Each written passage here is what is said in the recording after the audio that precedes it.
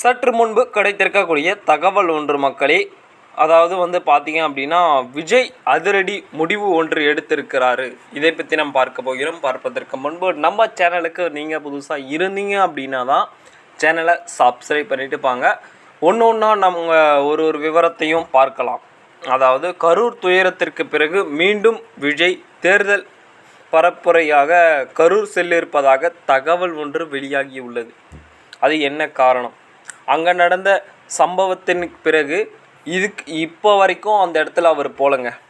இப்போது பார்த்தீங்க அப்படின்னா, விஜய் கரூருக்கு அழைத்துள்ளதாகவும் எதிர்பார்ப்பாக இருந்தாலும் கூட இப்போ போனால் ஒரு சிக்கல் உண்டாகும். அதையும் மீறி அவர் போகிறார்னா அங்கே ஒரு விஷயம் இருக்குது. அப்படி தான் நம்ம பார்க்கப்படுகிறது. இதனை ஒட்டி அதாவது அனுமதி வழங்கினாலும் கூட அனைத்து இடங்களுக்கும் செல்ல விஜய் தயாராக இருப்பதாகவும் எதிர்பார்க்கப்படுகிறது. இப்போ அவருக்கு அந்த ஊருக்கூறாக போகக்கூடிய அனுமதி அவருக்கு தரலை போல். தந்த உடனே அவர் சென்று விடுவார் அப்படின்ற மாதிரி தகவல் ஒன்று வெளியாகி இருக்கிறது.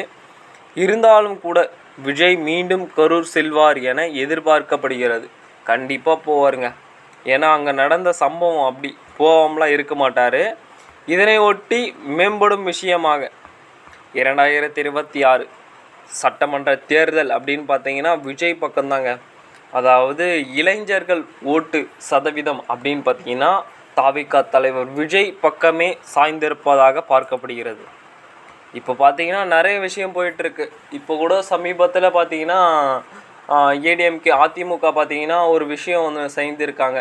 என்ன அப்படின்னு பார்த்தீங்கன்னா, அவங்க போகக்கூடிய ரூட்டில் இப்போ ஸ்டாலின் அவர்கள் வழி மறைக்கிறாரு அப்படின்ற மாதிரி பரபரப்பான தகவல் போய்கொண்டிருக்கிறது.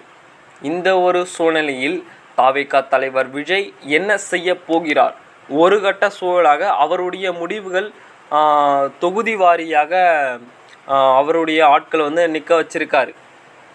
இருந்தாலும் கூட இந்த சட்டமன்ற தேர்தலுக்கு இன்னும் ஒரு சில வாரங்கள் இருக்கக்கூடிய சூழ்நிலையில் முதல் இடத்துல யார் இருக்காங்க பார்த்தீங்கன்னா, முதல்வர் ஸ்டாலின் அவர்கள் இருக்கார். 2வது இடத்துல தாவேகா தலைவர் விஜய் இருக்கார். 3வது இடத்துல அதிமுக எடப்பாடி பழனிசாமி அவர்கள் இருக்காங்க. இந்த 3 அதாவது மும்முனை போட்டியாகத்தான் நடக்கப் போகிறது என்று பார்க்கப்படுகிறது. இதற்கப்புறம் யாரும் வரத்திற்கு வாய்ப்பு கிடையாது. இந்த ஒரு சூழ்நிலையில்தான் என்ன நடக்கப் போகிறது என்று பார்க்க போகிறோம். நம்ம சேனலுக்கு நீங்கள் புதுசாக இருந்தீங்க அப்படின்னா சேனலை சப்ஸ்கிரைப் பண்ணிட்டு பாருங்கள். நன்றி, வணக்கம். அடுத்த கால் சந்திப்போம்.